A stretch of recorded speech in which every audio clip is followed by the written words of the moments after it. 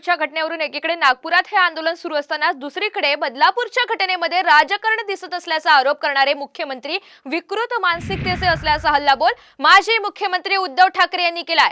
नागरिकांचं आंदोलन सुरू असताना मुख्यमंत्री रत्नागिरीत होते असा आरोप सुद्धा ठाकरेंनी शिंदेंवर केलाय। तसंच या घटनेच्या निषेधार्थ पुकारलेला महाराष्ट्र बंद हा राजकीय नसल्याचा दावा माजी मुख्यमंत्री उद्धव ठाकरे यांनी केलाय।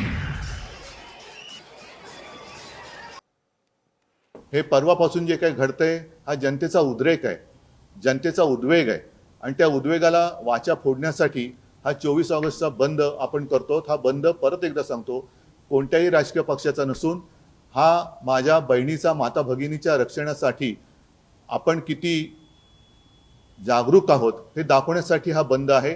तर आपण सगळे एक होऊन या विकृतांना सुद्धा एक मनामध्ये दहशत आपण बसू शकतो आणि त्यासाठीच ह्या उद्वेगाला आणि उद्रेकाला वाचा फोडण्यासाठी हा परवाचा बंद आहे।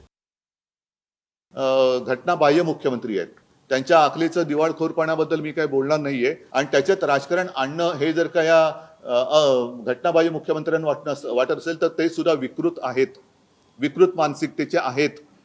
ज्यांना या दुष्कृत्यामागे आणि त्याचा निषेध करण्यामध्ये राजकारण आहे असं वाटतंय ते सगळे विकृत आहेत किंवा ते सगळे जण या नराधमांचे पाठीराखे आहेत।